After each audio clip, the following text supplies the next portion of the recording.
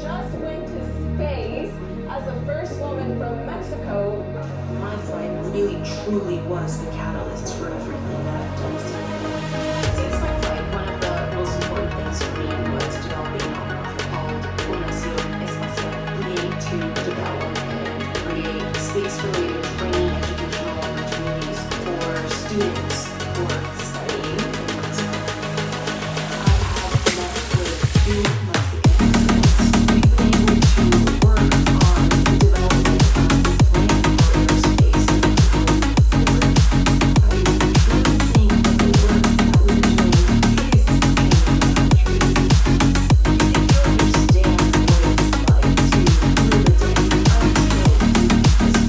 until you see the blackness of space or the blue of our atmosphere, and that's like being born. Exactly. You heard the way to fly on the planet. Now, take a look on your screen, and we're going to tell you a little bit more about the flight profile. We want to go into depth on that for a second. That's right, New Shepard is a suborbital flight and a fantastic way to experience space. It's a simple parabolic flight, straight up and straight back down. Take a look at the graphic here on your screen. We launch from our West Texas desert at launch site 1, where we take off and gain speed and altitude rapidly as we climb to the Kármán line. We then have main engine cutoff, and shortly thereafter, separation, where the booster and the capsule separate and continue on their parabolic flight. During this time, the astronauts are experiencing 0G. They get about 3 minutes of 0G. Meanwhile, the booster is descending rapidly back down to the launch pad, the landing pad, I'm sorry. This is where the aerodynamic surfaces deploy. We have engine relay and the legs pop out, and we have a clean landing on our landing pad. Now the capsule continues its flight, reaching apogee above the Kármán line. At that point, the astronauts get back in their seats and come back down for a easy landing that is aided by the drogue parachutes, which pull out the main parachutes that you will see here on your screen. Those will reef and create a nice soft touchdown with the assistance of our retro thrust system for that beautiful landing. That is what we can expect today on our flight. Our space nomads, they are locked in. They are so excited for this moment. They've been dreaming of crossing the Kármán line, and today is the day. And I also really like this graphic because it kind of shows you the movement of everything all at once to see New Shepard's parabolic flight. Now, after the Astros land, as I've kind of alluded to, we have something special for you. We're hoping to be chatting with a couple of our astronauts, including Clint Kelly III, going up for the 2nd time today. What a special day it is for him. There it is, New Shepard on the pad out in West Texas. We're at about T-minus 3 minutes from launching this rocket, and this is pretty exciting stuff. This is my favorite time, really, as we inch closer, and all of the excitement really builds for our crew, who has been sitting in there for the past 20 minutes, and they're ready to go, and we are ready to go as well. Now, coming up in about 30 seconds is when we're going to see our bit checks, which are our built-in tests. Now, do you want to talk a little bit more about what they're going to see, Alice? Yeah, let's take a look here on your screen. We're looking at the vehicle. Those astronauts, like you said, are strapped in there. We are doing some of our final checks. We should see some of them on the screen here shortly. They will, some of them we can see, some of them we can't, but there is some automated test sequences that we are running as we prepare for liftoff today. You will see some aft fin checks. Those aft fins are at the base of the rocket. They help to steer the vehicle on ascent and on descent. We also typically see the engine nozzle gimbal sometimes. It's hard to see with the video, but we always run the engine nozzle gimbal test. This helps maneuver the rocket and make sure it comes through. That's right. We're starting to hear more and more of mission control. 1 minute, 15 seconds. There we go. They're going to be chiming in throughout the flight all morning, keeping us updated on what's happening with NS-36. A beautiful drone shot.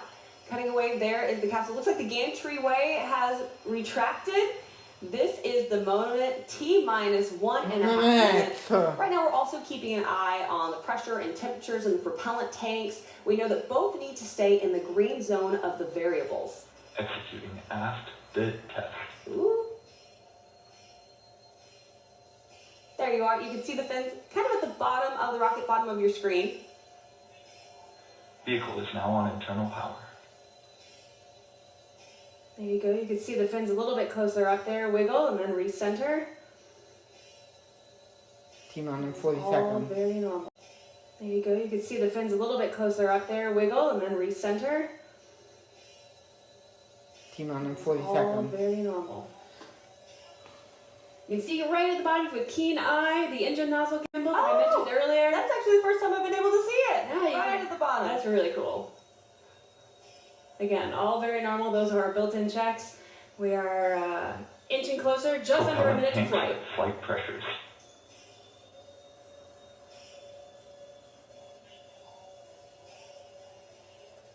Switched on onboard helium. Thrust termination system is armed.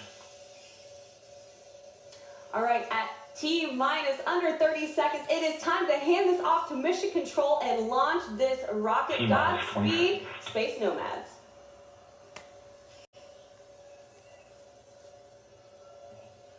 T-minus 10, 10, 9, 9, 8, 8, 7, 7, 6, 6, 5, 4, 4, 3, start, start, 2, 1.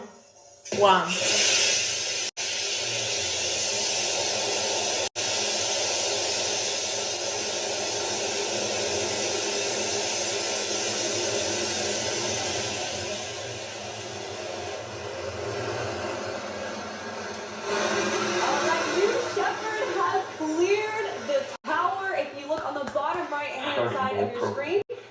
To follow along for the timing as NS-36 heads Engine towards chamber the pressure Carolina. looks good.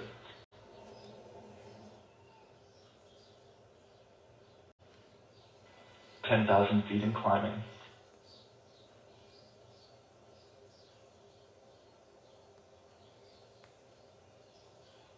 Beginning throttle down for Q limiting. A little bit of a cloudier day out in West Texas today, but you can still see Engine New response Shepard. looks good.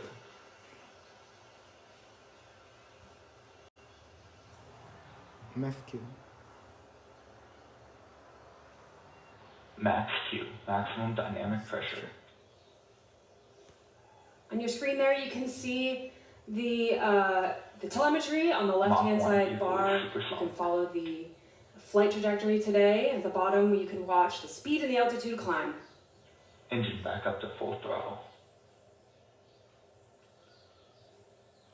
That BE3 all the way at full throttle. Chamber pressure looking good.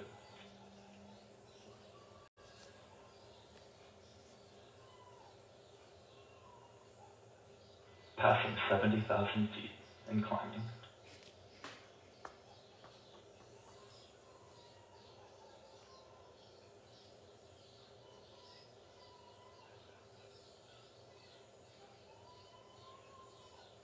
Now, as you see on your screen, if it does go black and white, we're using infrared imaging to see through the clouds. But right there, that is a shot from the booster looking back down on West Texas. Max ascent Gs.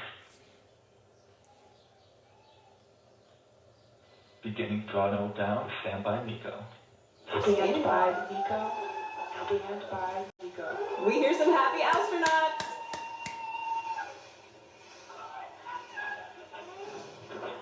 Nico confirmed.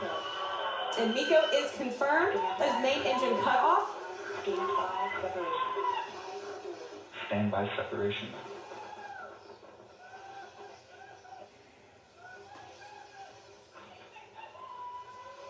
Separation confirmed. There you have it. Separation is confirmed. Our astronauts are experiencing 0 Gs. As you can see, now we have 2 bars for tracking our 2 vehicles. We've got the booster on the left and the capsule on the right as they both continue their ascent to their apogee. Astronauts are experiencing 0 G and doing all sorts of fun stuff up there, taking photos, Capsule looking out the body rates window. look good. Great long-range camera shot there, both the capsule and the booster. We found a break in the clouds. 3 minutes, 15 seconds into flight. Man, they are having a good time up there, aren't they? Yeah. Wow. Now just go have fun, guys. Let's go have fun, guys. Look at that. Wow. Crush your leg. Passing the Carmen line. As you can hear, we just passed the Carmen line. You just float there like something's there.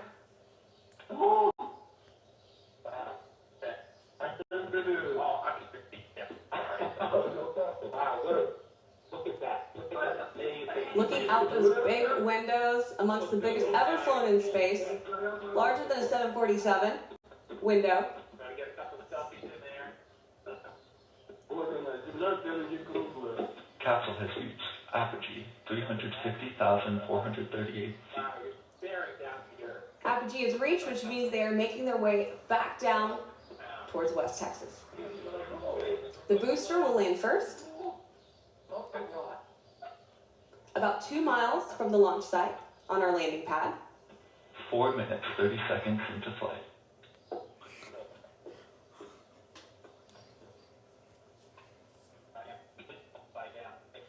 Booster descending past 330,000 feet.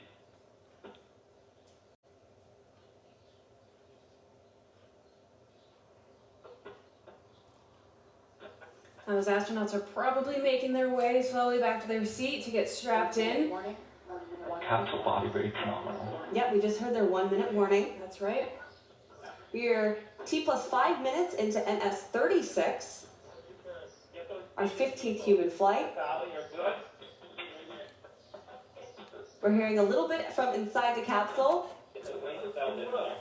Our Astro is soaking up every second. Astronauts returning to seats.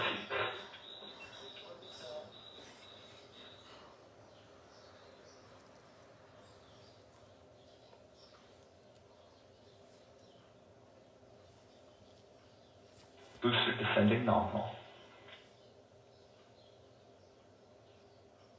Booster descending nominal means everything is looking good. Capsule reached atmospheric pierce point. Now, as the capsule re-enters the atmosphere, those astronauts are strapped in and being pushed into their seat with increasing Gs, which Confirmed. ensures an Booster exciting forward and moment deploy. as they come back down to Earth. Sounds like we have deployed our aerodynamic control surfaces on the booster, which help guide and steer it back to the landing pad autonomously.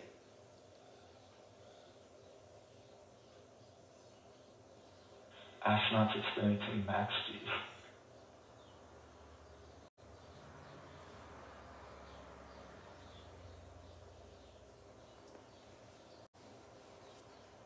We are 6.5 minutes into NS 36.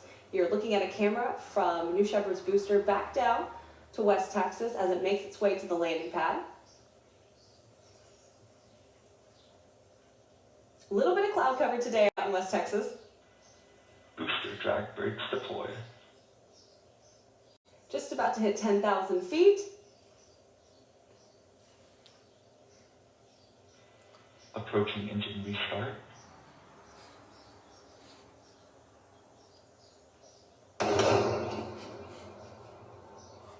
There you hear the sonic boom, you see the engine relight. Engine restart complete. Landing legs deployed. Booster descent nominal.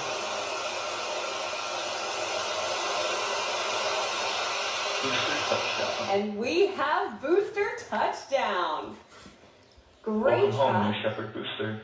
Starting booster auto-safing.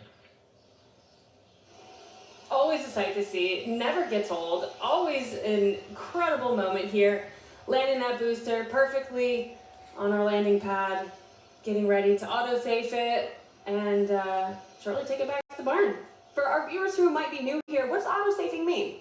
Oh, it just means that we're making sure that the vehicle is ready for people to get close to it and make sure that it's ready to go back to the barn and complete its maintenance without the next flight. That's true. We do have a tradition here Capsule where we descending like to take a nominally picture past with the 10,000 booster. The team does after our flight. We have reacquired a picture of the capsule. There it is. Going through some clouds. Yeah, that's gonna make for a fun experience for Capsule astronauts. deployment confirmed.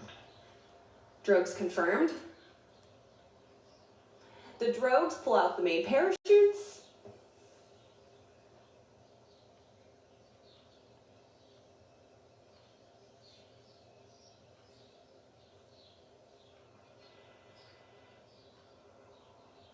Capsule main parachute deployment confirmed. And there you have it. Beautiful All three parachutes. reefing, looking beautiful against a Confirmed capsule cloudy mains West look Texas good. sky. Capsule landing zone is within expected range limits. I love those drone shots. Now, while the parachutes are essential in providing a gentle touchdown, we also have a retro thrust system on the base of the capsule, which will make the final touchdown even smoother. You'll expect to see a Capsule little poof of descending normally dust past as we 15 land. meters. That is all very, very normal. That's right, it slows the capsule to about 1 mile per hour just before it lands in the West Texas desert. Just about to reach 1,000 feet. Look how green that West Texas desert is. It must have Yeah. been raining there I was recently. just about to say. 9.5 minutes into flight.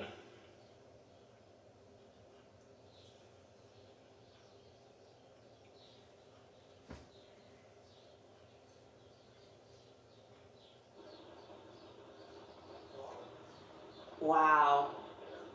That looks like a new cover photo to me. Gosh, Beautiful. so pretty. What a day to fly, too.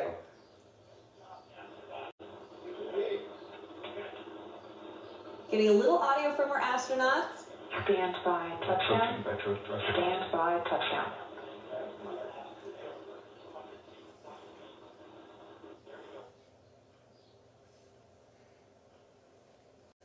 Capsule touchdown. And we have Touchdown! Space Nomad. Auto safety start. Welcome home to Nest 36. Always incredible to see a great easy touchdown for our New Shepard crew capsule. Now our capsule recovery team is currently en route to meet the astronauts in the capsule. They're going to safe the capsule and get ready to open that hatch. Now safing the capsule essentially means they're making sure everything is good to go, that the parachutes are safe and no one's going to trip over anything, making sure everything is electrically grounded and so forth. So things to do with the capsule, and CM7 will arrive shortly as well to check on everyone inside the vehicle. And on top of all that, we get